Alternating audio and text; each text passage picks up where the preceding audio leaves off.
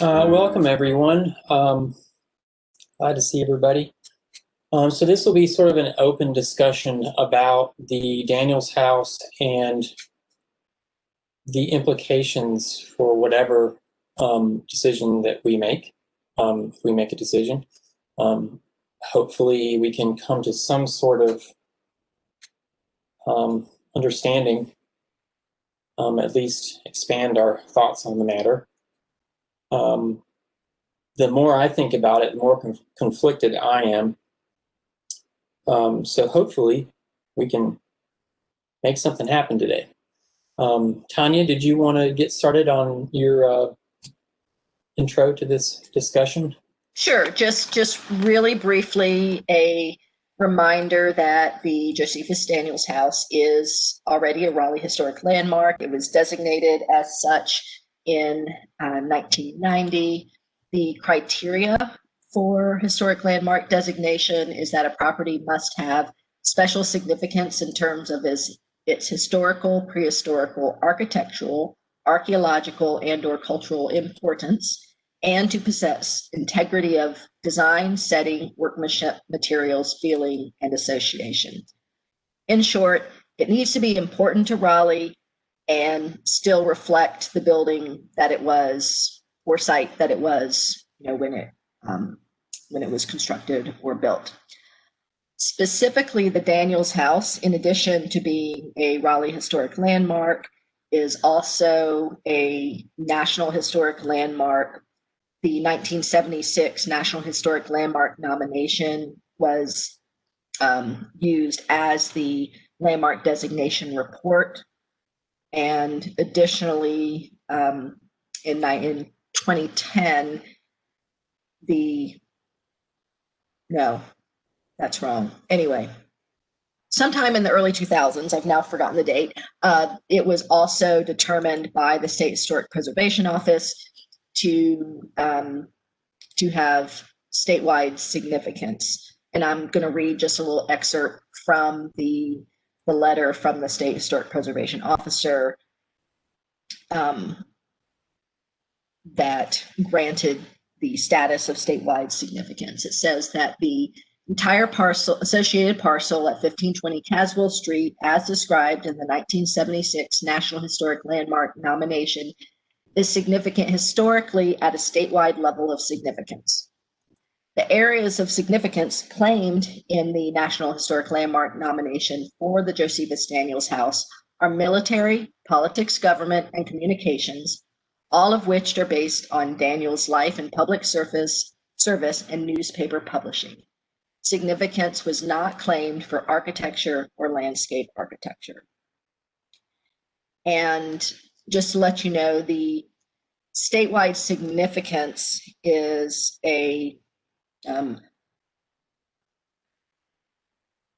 is bestowed by the State Historic Preservation Office. There are only 11 in the state right now that have that designation. The significance of that is the only method by which a Historic Preservation Commission has the authority to deny demolition. Otherwise, all the other review processes are the same. So that just sort of wraps up background information on this particular property. And as you know, an application has been put forward by a representative of the owners to remove landmark designation. I'm done.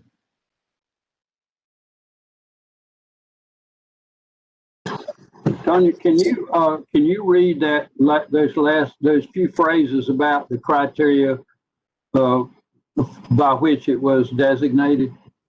Yes. So it is for military, politics / government, communications, all of which are based on Josephus Daniels' life and public service and newspaper publishing. Significance was not claimed for architecture or landscape architecture. In short, the significance is the man. Are we able to ask questions now, or what's the process we're going to go through? It's completely open, John. If you feel free to ask any questions or whoever you want.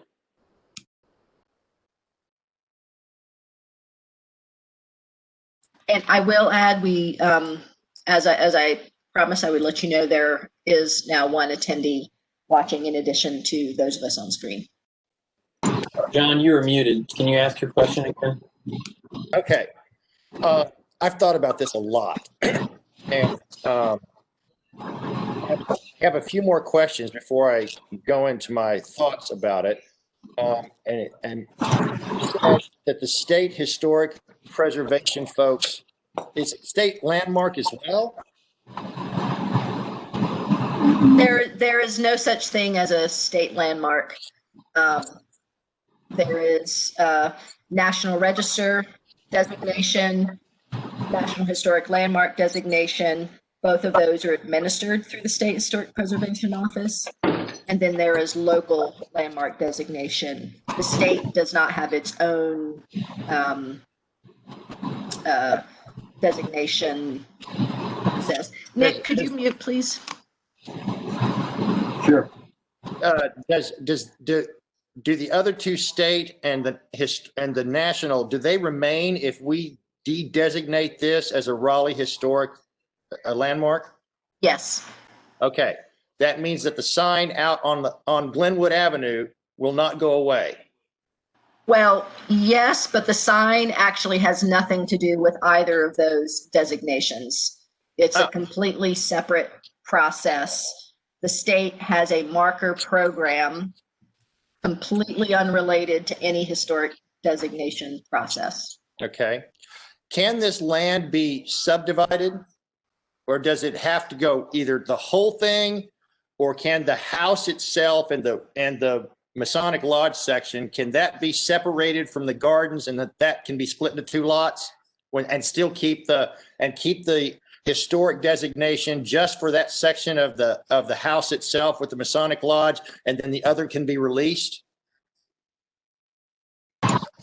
Well, maybe, let me respond. That might be possible, but that's ultimately a zoning question and a subdivision question, and probably not, that's not really the issue that is before us, although it might be that an outcome like that is something that might be desired.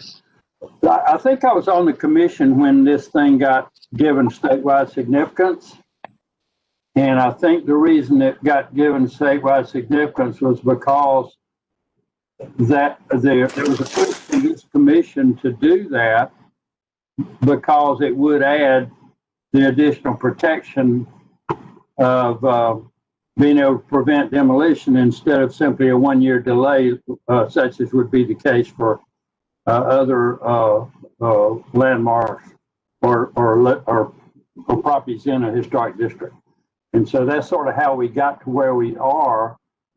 And but the statewide significance, I guess, doesn't that just, if we delist that, does that kill off the statewide significance at the same time, Tanya? Yes. Yes. Statewide significance is tied to landmark designation. To follow up on Nick's response, John, additional research would have to be done back in the 2000s when statewide significance was requested. There were 3 landmark studies prepared by 3 different architectural historians, one funded by RHDC, one funded by the neighborhood, and one funded by the Masons.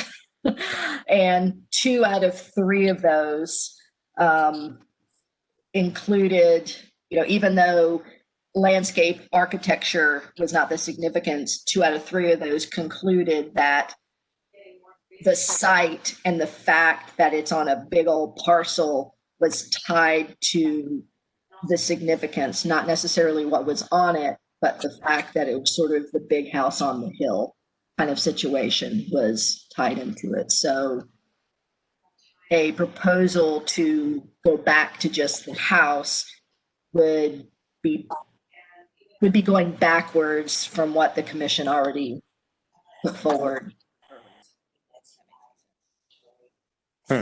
Okay. The Masons knew of Josephus Daniels' history when they bought the place, right? I assume. This is not new information. It was, the Masons purchased the property in the early 1950s. So I don't know. Certainly it was a different time then. The personal aspects of Mr. Daniels was not part of any of the research that was done up until now. And Nick, you had said, if I'm not mistaken, the Masons had requested this same thing 10 years ago.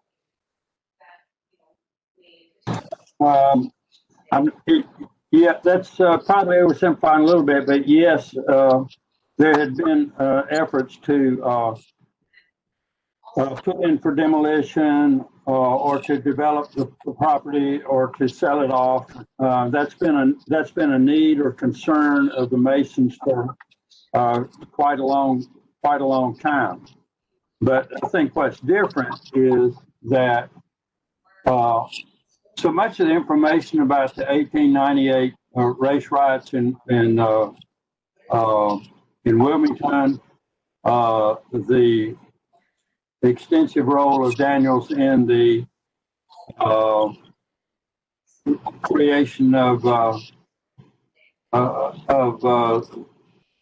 segregation and the Jim Crow laws and all of those things. I think much of that has come out in the last 10 years, or maybe something less. And that's what I think Tanya was alluding to, and when she said it was a different time, it was not. It was a different time in 1910. It was a different time in 1925. It was a different time in the year 2000. And so that's part of what we're wrestling with, because it's a different time in 2020. Right. And what was the request back in 10 years ago to basically remove it just so they could tear it down? I would like to interrupt here, and I think we're going down an unhelpful path, trying to discuss the motivations of the applicant. Well, no, I just want to understand the history of it, Tanya, in terms of what the first request was intended for and how that is different from the one that we're doing now. I think that's very significant. This is the only application for de-designation that has ever been filed for the property. There's not been an application for this before. It was designated. There were various proposals throughout the years from potential purposes. I'm confused now because Nick, you just said that they had asked for this 10 years ago. Well, let me say it this way. I think there was a previous effort to, by one means or another, to accomplish the sale of the so-called extra land. But the result of those architectural studies was that the extra land, 2 out of 3 of them said it was significant to the overall site, and that the landscape, all of those things were also significant to the designation. And that was done partly because of the issue going on at the time about whether it would be appropriate for a portion of this to be sold, or how should the commission respond to that desire on part of the property owner. And it may be that soon after that, we had the grand recession of 2009 and 10, and everything sort of stopped. But now we're not where we are. Okay. I want to ask one more question, and I'm just going to shut up for a while because I've already talked too much. I have a sense that this is kind of a whitewashing of history, and I'm being blatant about that. Because as I've said before in our previous discussions, there is no architecture, as we understand, there is no architectural significance of great significance about the building itself, but as the history of why it's there and how it got there has a great deal of significance. And as I said before, this place was not built by a whites-only construction crew. And the idea that we are, I think, somewhat dismantling what was built on the backs of the African-American community, and it can serve as a possibility of what great men can build, and I don't mean Josephus Daniels, I think has a great deal of relevance. And regardless of whether we designate it or not, that sign out on Glenwood is going to still stay there. And that to me is more of an honor than this house. And to me, the honor for this house is about the people who built it, not the man who owned it. I'll shut up now.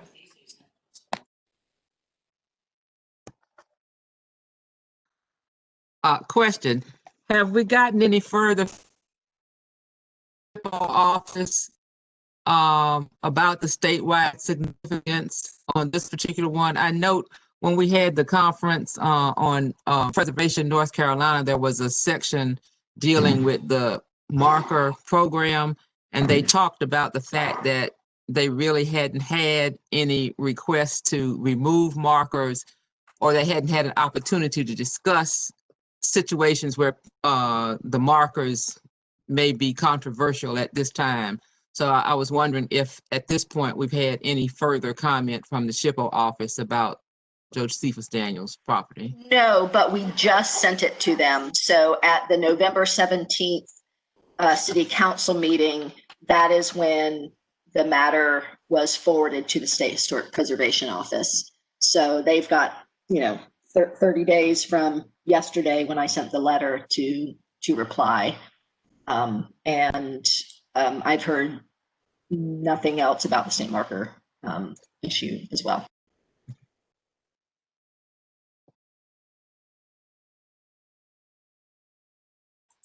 I'll add that at the January 5th joint hearing with RHDC, the comments from the state will be part of that, be put on the record at that time. Anyone else want to offer any thoughts on this? Opinions? Question: and are we required to have a position recommendation prior to the open meeting on the 5th? The open hearing on the 5th? Okay. No.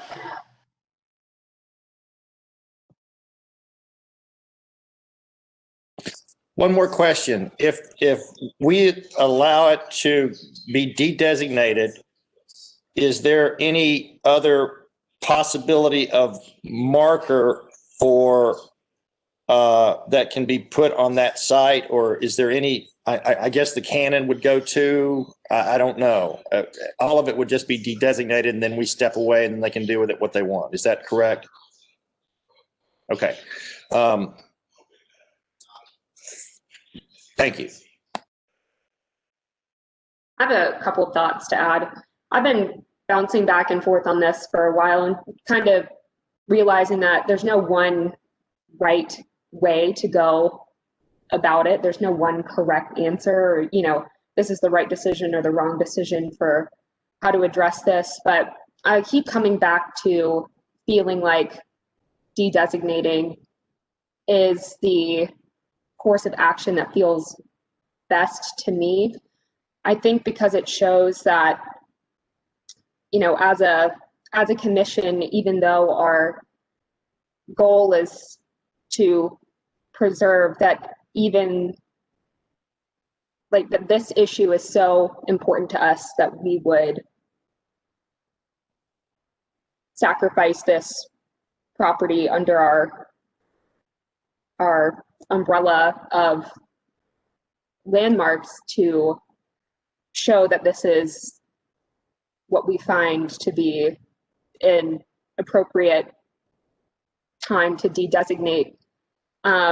I think keeping it really doesn't erase, I think de-designating doesn't erase the history. I think that keeping it does erase the history of the horrible white supremacist actions of Josephus Daniels.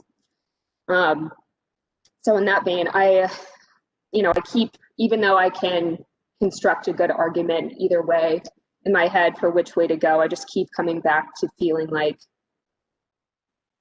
de-designating is the more right thing to do to me. But I'd be curious to see what others have to say about that. It's a dichotomous decision, so I'd like to hear what other people have concluded so far. I'm sorry I missed the first few minutes, so if I'm repeating something, please make it apparent to me. I've wrestled with this like you, Katie, and I'm sure like most of the panel off and on, because I'm not part of the long history of the panel or the committee. So I'm coming to it from the perspective of look at where things have been done in history that are horrific. We name them and designate the site. And I'm wondering if because he was so instrumental in what happened in Wilmington, if in Wilmington there is such clear designation of his horror and the memory of what he did and how he did it. And I haven't looked for it in Wilmington, so I'm apologizing for that. And if there is, then that's probably where that remembrance of that terror should be preserved. And then I agree with you. We should de-designate it here because it's just his house. It's not where he burnt down the city or he destroyed the Black population or he, shot the cannon at the people in the community. I mean, it's none of the horrors were here, to my knowledge. They were done in Wilmington. So I guess we could de-designate if Wilmington is preserving the history. I mean, it's like you don't tear down where horrible crimes were committed. You make sure that everybody remembers never again. I mean, that's where that whole expression comes from. We never want to replicate that experience. But if this designation is honoring him, then I agree with you. It should be de-designated. Does that make sense? Yes, I would agree also, John, if we could just give me a second. I would agree with Katie's sentiment too, that we should de-designate the property. I think something I asked when we first talked about this is just, where should these stories be told? And I think that there is significance in some of those things being tied to a specific site. I will say that even in its making, that, when you talk about the presence of that house on the hill, that in and of itself usually was built historically from a presence of imposition that in and of itself implied certain levels of subservience within society. And so I think that in general is not a positive thing to preserve. I would also say, to John's point about the people who actually built the house, there is some narrative in that. However, I don't think by de-designating, and if it does come down, it's a sort of whitewashing. I would argue that the landmark designation in the first place may be the whitewashing, where there is nothing in the language about the hands that built it. And so trying to change the narrative potentially to the hands that built it all of a sudden, and assuming that that is speculative in its own way, doesn't seem to make a lot of sense to me. I would also say that there are several landmarks throughout Raleigh, particularly on St. Aug's campus, that were built by African Americans, putting buildings together, making spaces for themselves in a way that was not supported by society at large, that should be found and celebrated, because not only are they, was the labor used for that, but it also has a positive message about community building and the sustaining of a particular community. So I think all of that being said, I would agree with that de-designation would be the path to take with this. Verche, thank you so much for that. That is very helpful, very helpful. Something to consider in your thoughts on this. As many of you probably already know, I'm going to say it anyway, though. Daniels Middle School and Daniels Hall at NC State have been renamed. In addition to his statue on Nash Square that has been taken down. So if we decide not to de-designate, what does that? What kind of message does that send?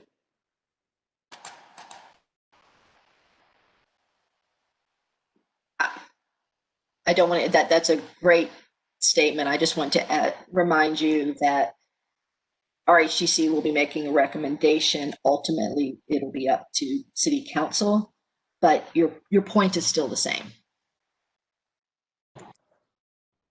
Well, you know, I guess my concern is not about this house, but the broader question of how do we go about assessing persons who did both good and bad things, and the question of erasing things that where persons maybe need to be recognized. Now, to me, we've had other famous people in Raleigh, and this is not the only one. And in some ways, it's surprising that we only have a relative handful of locations of statewide significance. There should be more, I would have thought.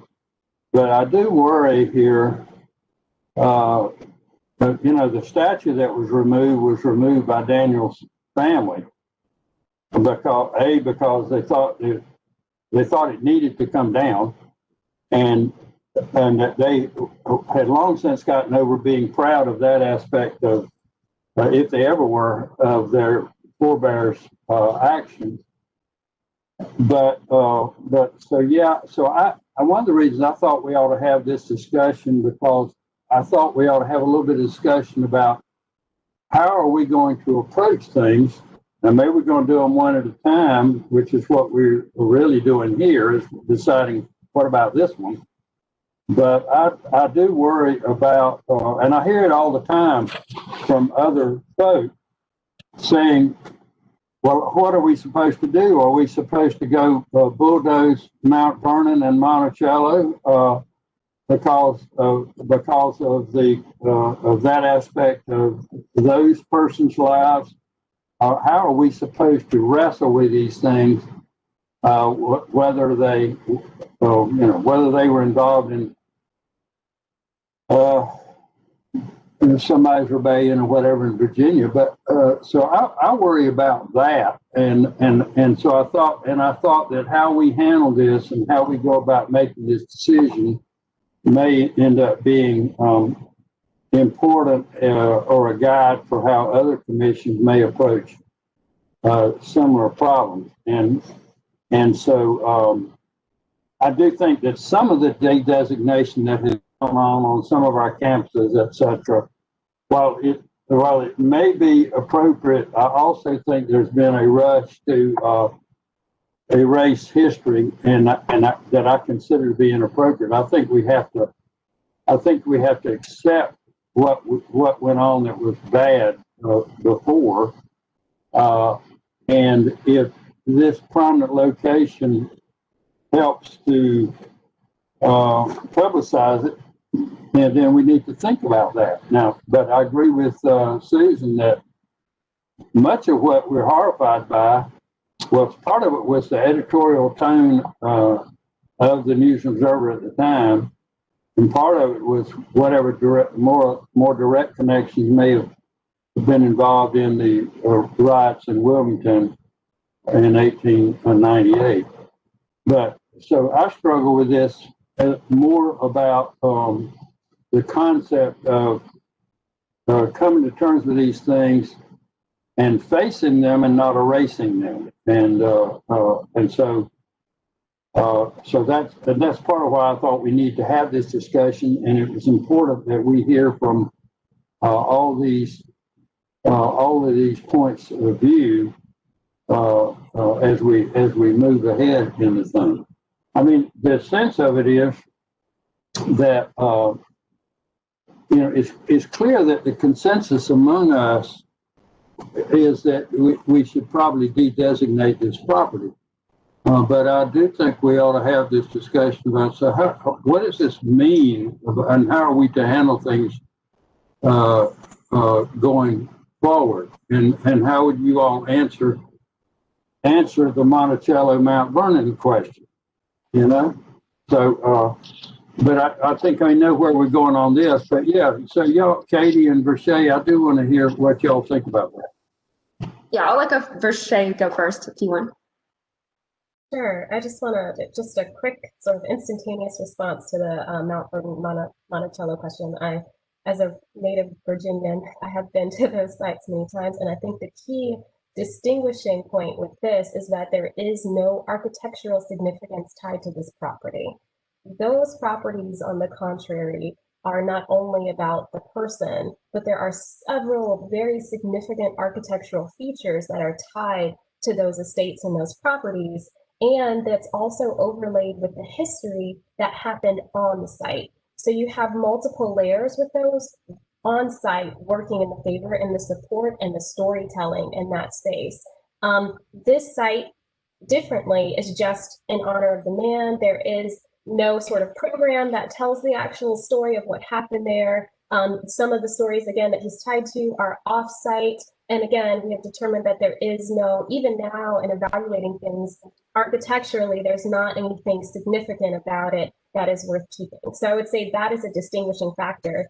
And with that, I don't think that it would be wise, at least at this point in time, to say that this is a sort of blanket decision that applies to all buildings of this nature. I think because of how deeply complex these issues are, and, you know, again, nobody is perfect every day of the week or, you know, every day of the year. And so we do, I believe, have to take these cases on a case-by-case basis, maybe even until it's determined that there's a sort of need or sort of categories that emerge more organically about how we handle these. I'll leave it with that.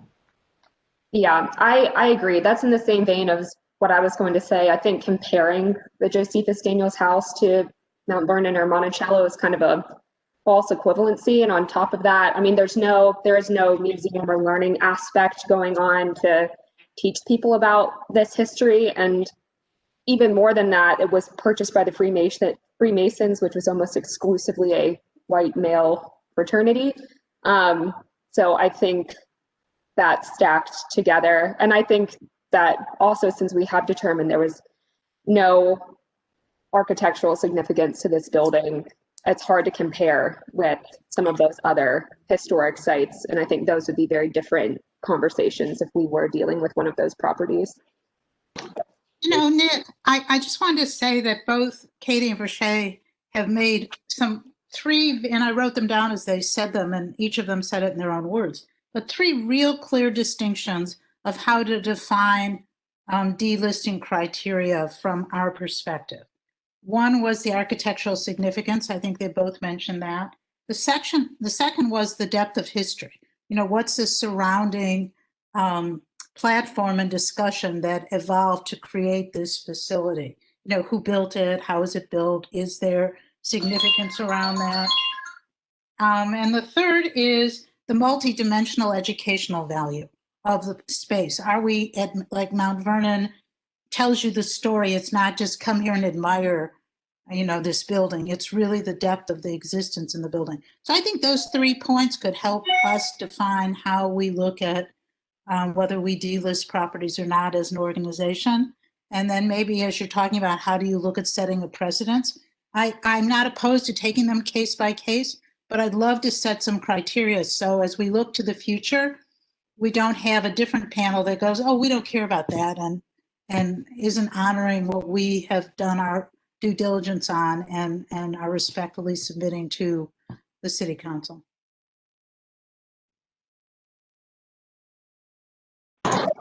Yeah, I think those are all good points, and my choice of Monticello and Mount Vernon was no question oversimplification or selection, just two off the top of my head. But I think that the three notions that we're thinking about here, I agree that we don't have it. There is no programming with regard to that site to try to, and they weren't designated or it wasn't set up to use as a teaching tool, and is the house worth, or the site worth, keeping in play in an effort to change that narrative, and use it for and use it to teach in a way that's more relevant today than whatever it was when it was listed and etc. by the Masons. But I like Susan's comments. I like the analytical structure of how we might think about these things. There are probably some other factors that we ought to have as we analyze others. And as I said, I think there will be others that come along, and I think there will certainly be others when in other communities across North Carolina, and we're usually seen as the ones that people want to hear how we handled it when these things come up in their community. So anyway, so those are, as I said, I wanted to make sure we talked through all of that, and I think we're doing a pretty good job of trying to do it. I agree. And one other thing I wanted to bring up with this, if we do recommend to City Council that they de-designate, I'm curious about what others think about the possibility of adding some conditions on how the property could be developed, if that's possible, or to make an ask. Tanya's shaking her head, but that's not legally possible.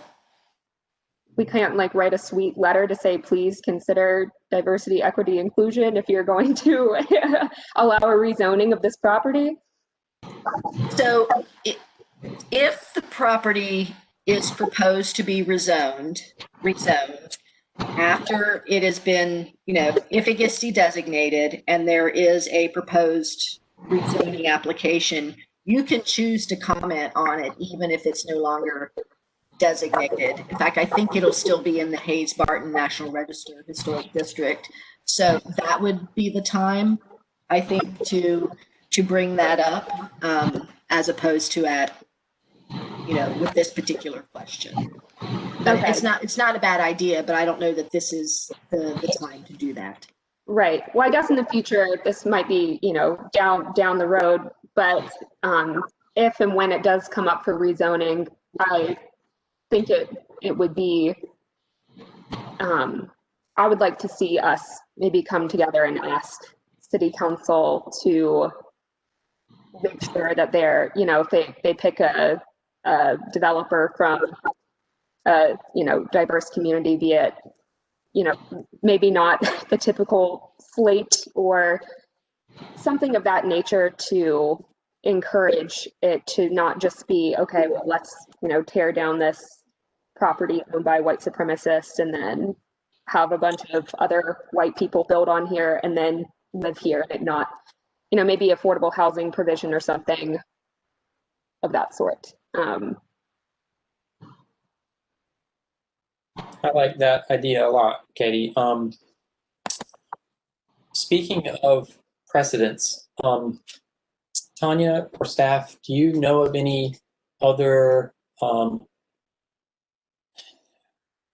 landmarks in Raleigh that are comparable to the Daniels house in terms of its ugly history that we might be faced with in the future if we do decide to de-designate? Not that I am aware of. I am certainly not with this level of prominence. I'm sure that there are other properties based on, the time period of when the house was built and just what was going on, where, the person or persons, may have, had, racist activities. I don't know of any that are to this level. One of the things that popped into my mind while y'all were talking would be, one area of study that we don't have a lot of when it comes to our built environment, here in Raleigh. It does have to do with, the Jim Crow era and then, civil rights. And so thinking about, where you want to do the next research activities. You know, in the research committee, that would do two things. That would potentially, you know, uncover other, you know, existing landmarks that are affiliated, you know, on one side or the other, and, you know, could also then identify properties to, you know, celebrate the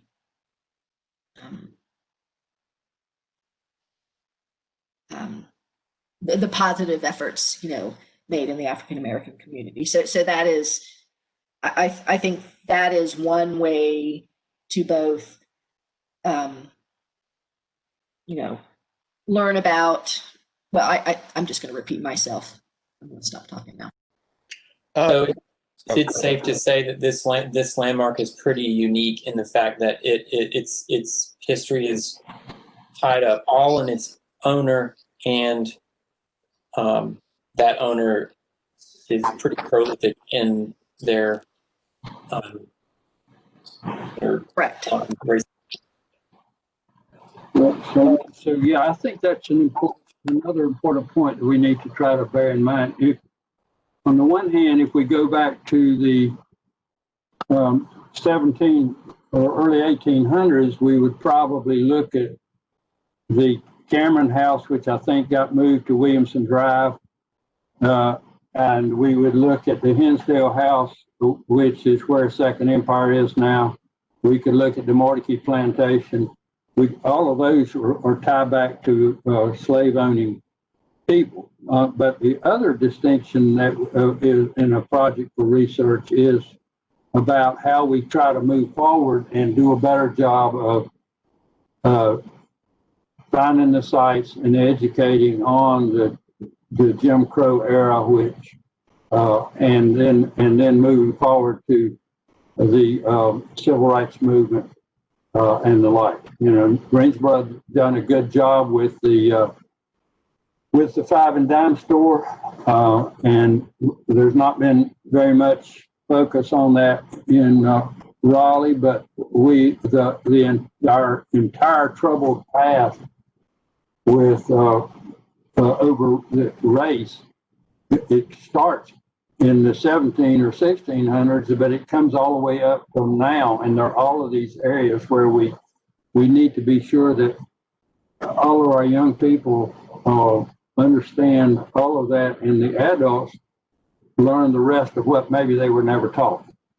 And so all of that needs to happen, but I do think it's a useful factor to think about on this one, that it is so narrowly focused, and was even built at the very, very near the peak of this notion of and focus on race and the Jim Crow laws. I'd like to piggyback onto what Katie was talking about in some of the recommendations or conditions and such. That is, and I go back to sustainability again. This is a big property, and I doubt very seriously that when it is de-designated that it is going to remain intact or even have its foundation is even going to be left.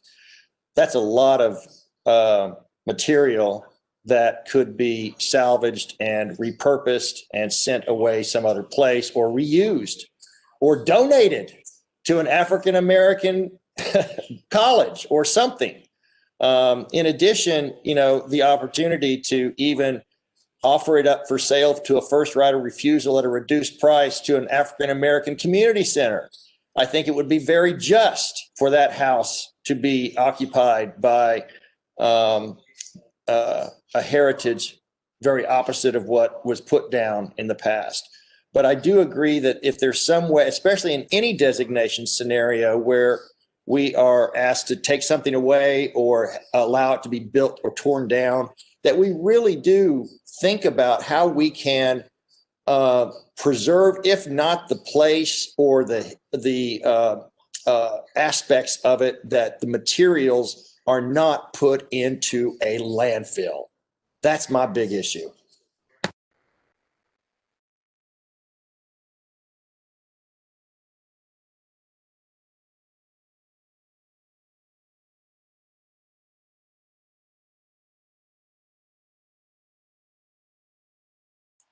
Nick, if you're talking, you're muted.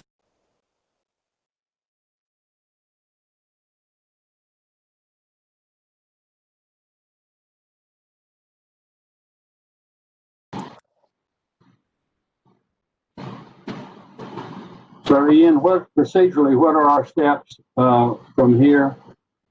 Because it looks like we've worked our way around to pretty solid consensus on what the action on a particular request probably needs to be, even if we come back on the rezoning later, thinking about how to focus on the teaching aspect and how much of that burden should fall on the private property owner.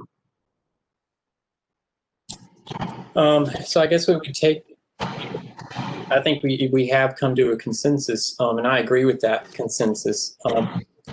So Tanya, would we need to, I guess we take this to the business meeting and decide officially there, is that correct? Yes, ultimately, you have a couple of options. You can choose to discuss it at the December meeting and make a recommendation there, or, I mean, you'd still have to come back after the joint hearing. So the other thing would be to wait until the January joint public hearing, hear what public comments come in, and then immediately thereafter, that's on a Tuesday. Wednesday morning is the research committee. You can choose to discuss it at research committee and make a recommendation to the commission, or you can do like you did last time and just wait for it to come to the January full business meeting, make your final recommendation based on this conversation, what was heard at the public hearing at that time. So it's a long way to say yes, it has to come back to the full commission for y'all to make a recommendation to city council, but you have options on when you want to make that recommendation. I think we should probably make it at the business meeting. I think we should involve everyone. So yeah. So either after the public hearing? Yes. Yeah, I'd agree with that, just in case there is something useful that comes out of the public hearing. Usually there's not, but there might be here. And it might not all be more of the same.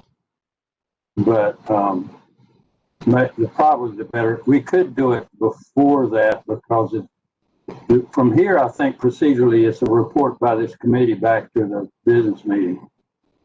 But yeah, if we just wait after the public hearing and we deal with it, even if we don't, and I don't want to hold these people up unduly once we've done whatever it is we ought to do. I think we should move. Yeah, that won't be holding it up, Nick. After the joint hearing, it gets referred back to y'all anyway. So there's no delay there. Okay, good. All right. So we're sort of wrapping this up then with the sort of a consensus that absent something truly impressive coming out of this after this, that we're going to support or not oppose the delisting of this property, whether we later come back with any comments in a rezoning or the like. That'll be for another day, and it will be based really on different criteria at that time, I think. So, all right. Well, I'm sorry we didn't have everybody else here on this call, but we've had really good discussion and thoughtful discussion on this matter, and so I'm pretty comfortable and pleased with the effort we've gone through to try to deal with this in an intelligent way. Tanya, one quick question. There is a distinction between support and not oppose. Is there an opportunity to use either one of those pieces of language in our recommendation? I think so, yes. I can look, so I think that we're going to want to craft a, I think, a good memo to go to City Council. And my recollection is that you used similar language when the Weber House was de-designated. You made a statement that, something to the effect that the significance of the property hasn't changed, it remains physically. However, because of these reasons, we don't oppose to the de-designation or something like that. So yes. Well, I think we're going to want it to be different. The Weber House was architecturally significant, and this is not, and so it's a totally different. But I think the reasons that Susan put forward and the various shadings of our discussions, I think if we share some of that in our motion and with City Council, I think it's an opportunity for us to show thoughtful, careful consideration. And particularly if we're going to say we support it, because that is totally at odds with our usual mission. But I think it is a teachable moment maybe, and we can take advantage of that. I think what staff can do is, draft some language to bring to the January research committee for you to look at that you can use for a motion and then put into a memo.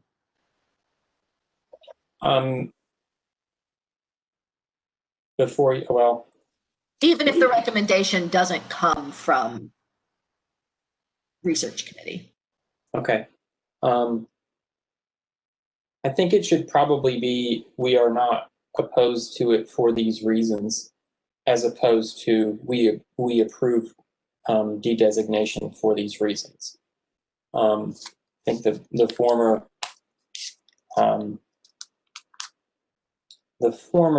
says we don't like to do things like this, but we respect the reasons, why this should happen. If that makes any sense.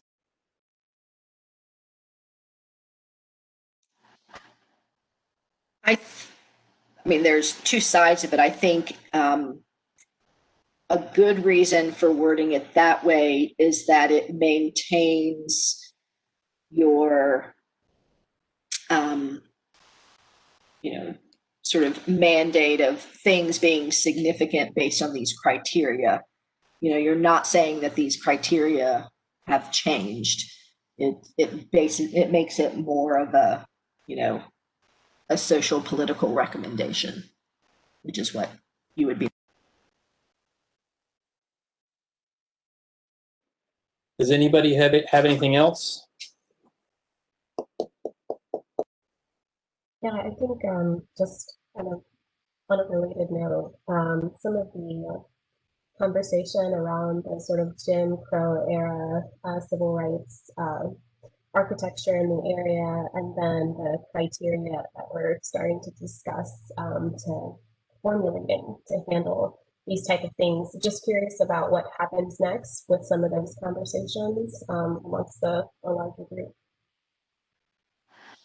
So staff, a couple things will happen. One, I will make sure it comes up at the research committee meeting, as it is at the next meeting next week. I'll be making a presentation on all of the designated properties, whether they be National Register or local landmarks that are affiliated with Black history, just to, what work has already been done. And then, that's when the conversation about what research to do next. It is potentially something that the research committee may want to bring up at the retreat when you're deciding what path to go forward. So next step is research committee. Is it possible for me to sit in that meeting, or would you like to just listen in? I didn't hear you. Is it possible for me to sit in on that meeting? 100%. Any commissioner is welcome to come to any committee meeting anytime. I will make sure that you get the invitation. Thank you. And you don't just have to sit in, you get to talk. Right. So that's what we're doing now, because I'm not on that committee either, Verche. And along that line, Ian, I think a useful resource, if we want to think about what sites are relevant or important with regard to Jim Crow or with regard to the civil rights movement, I think a good source might be Ernie, what's his name?